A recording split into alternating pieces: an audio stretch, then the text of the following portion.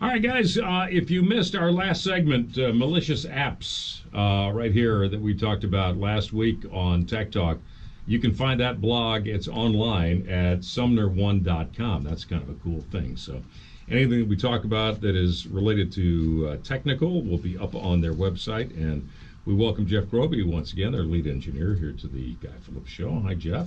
How you doing? Good, thank you very much. All right, so, I was thinking about this the other day when I was at home, and I was struggling with some kind of problem. I don't even know what it was. I always struggle with stuff at home.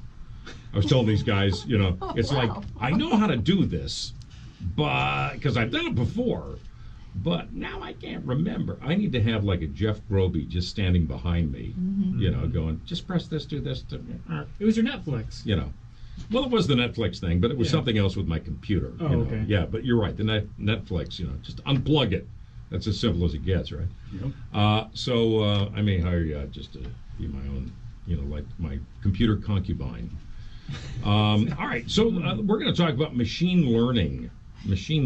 And I'm assuming when we talk about machine learning that somewhere Siri or what's the other one, Alexa, is listening right this second. Somewhere there's one of those women are listening to me, and they're writing to the master of the universe about what kind of person I am. It's quite possible. It scares me. It's quite possible, yes. And many of the phones and devices nowadays will answer if they just hear the word Siri. Hey Siri, hey Alexa, something like that. Yeah. And they'll respond. So yeah, they're definitely listening. Hey Siri.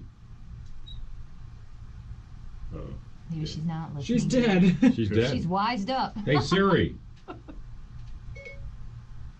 Okay. Have you ever heard of Jeff Groby? Oh. I'm not sure I understand. It says a fantastic beard is what came out. I don't know. Oh, there we go. Strange. I don't know. All right, so enough of that device. But it's true. I mean, I'll go, Alexa, play Neil Diamond, and, yeah, okay, and then, there's Neil Diamond's play.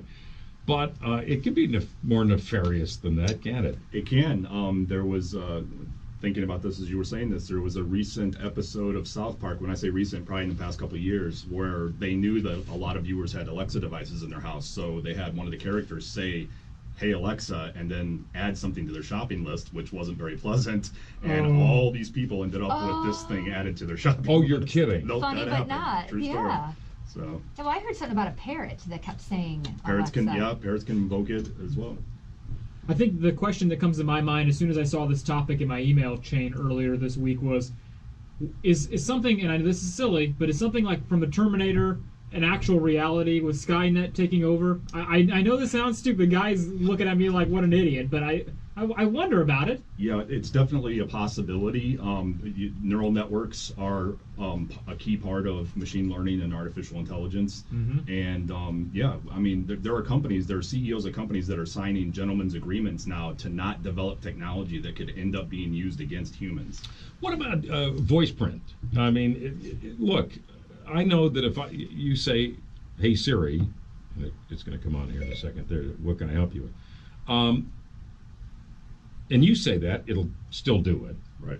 But about a voice print for us with our devices so that it only will answer to us. Absolutely. The technology is definitely out there. I don't think they've condensed it for the phones yet. They don't want to, do they?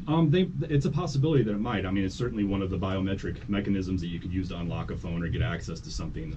They already have facial recognition, fingerprints, stuff like that. So voice is not too far behind. It's just that the voice files take up a little bit more size and space constraints. So I just got one of those Fire Sticks from Amazon, Sure. and you have the capability of using Siri now or Alexa. Yep. But is there a way for you to just completely disable that if you do not want that option whatsoever?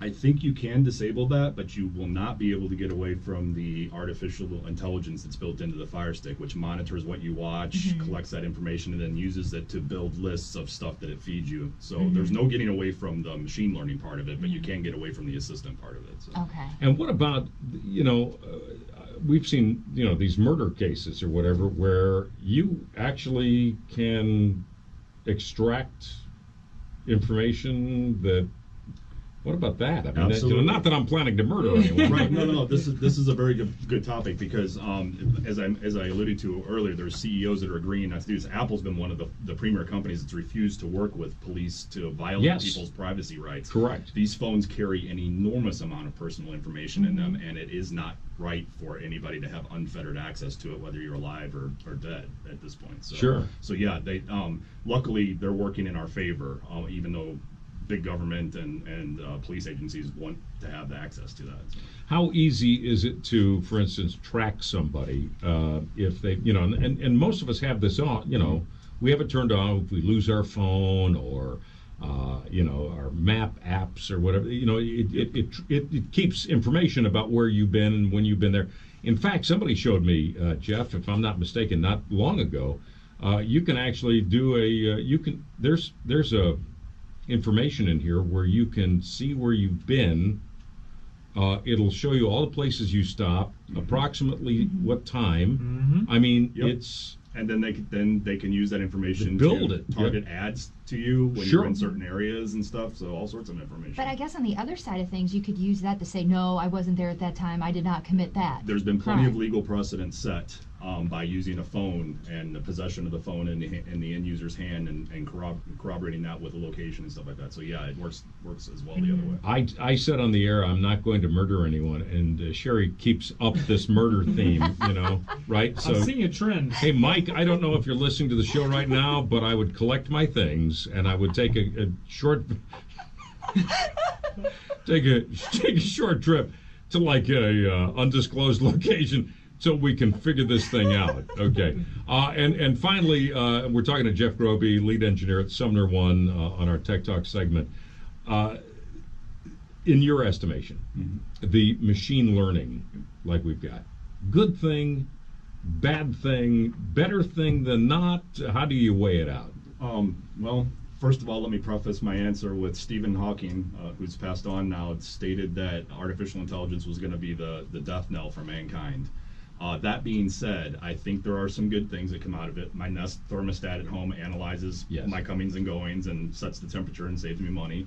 But it can definitely be used against us. And so we just have to be very careful as consumers and also as developers of these technologies to do the right thing. Jeff, have a great weekend. Thank you. You too. Thanks for coming in, and online, SumnerOne.com for all the information you need. Guy Phillips here, 435, Golden Oak Lending. It's traffic with Tim Weiland and more on the Friday Rush Hour. Nowhere.